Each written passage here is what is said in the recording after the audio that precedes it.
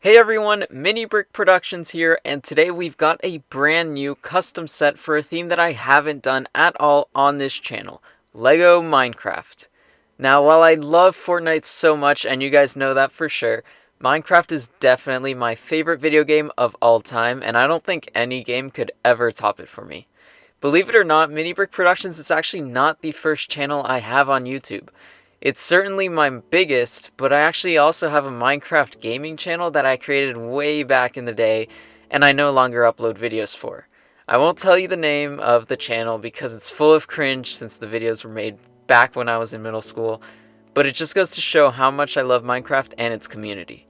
Anyways, if you're a big fan of Minecraft like myself, you've probably watched the Minecraft Live event a few weeks ago where they introduced the new 1.17 Caves and Cliffs update, and because I loved it so much, I decided to make this custom set, the Warden Cave. Make sure to stick around until the very end of the video so you can see all the new blocks and molds that I created for this custom set, including the new sculk sensors, a height comparison with Lego Iron Golem, and so much more. Heads up, only 2% of you guys are actually subscribed to the channel, so if you're in the 98% category, please consider subscribing and hitting the notifications bell for more LEGO creation videos. It's totally free to subscribe and you can always unsubscribe later. If you're subscribed already, thank you so much. Let's start by taking a look at the figures in this custom set and then moving on to the build. The first figure in this set is Steve, as expected. Steve comes with his usual outfit with the blue shirt and purple pants, but the main draw for this figure is the brand new netherite armor outfit.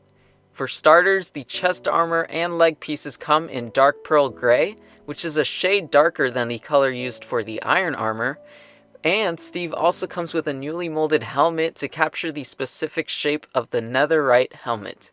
It was actually super challenging to mold this helmet, as it was one of the first times that I've played around with molding new pieces. So while it looks super simple, it was actually really complicated for me to do.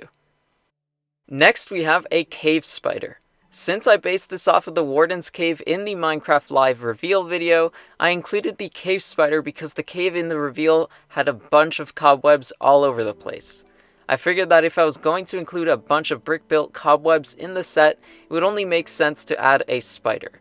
I went with the cave spider over the normal spider because hey, it's got the word cave in its name, so this update's all about caves, I just made the connection, so cave spider is also in the set.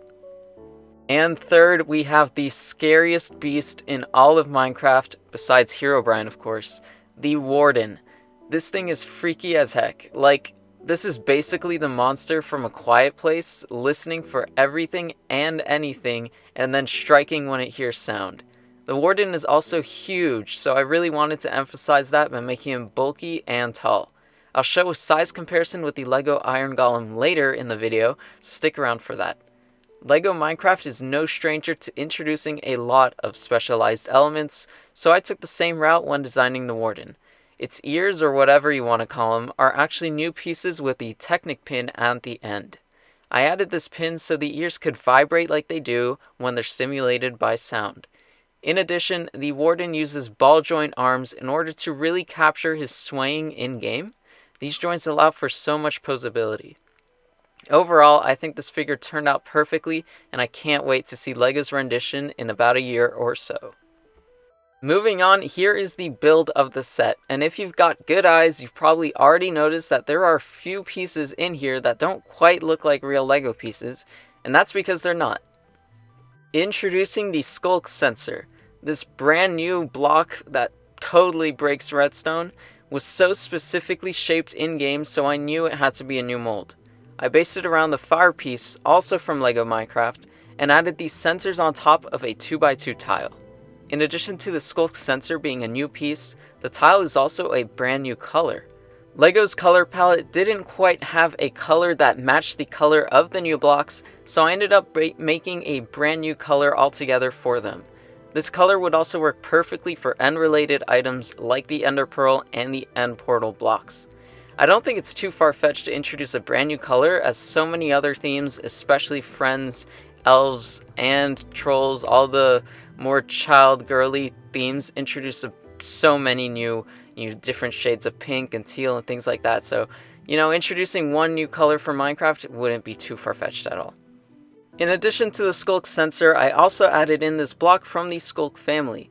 I don't think we have a name for this block yet, but here it is anyways. Let me know in the comments if you know the name for this block, because I probably missed it from the reveal. And coming back to the main build, you'll see that there is a room in the corner with a furnace, crafting table, and a chest with a diamond pickaxe. This room is meant to represent the room we see in the reveal video, and outside the room you'll find some redstone ore, a stone block, and a brand new candle block created using modified round plates and candle flames. To the side of the room is a lava pool with a block to step on to access the ladder that will take you up to the second level of the build.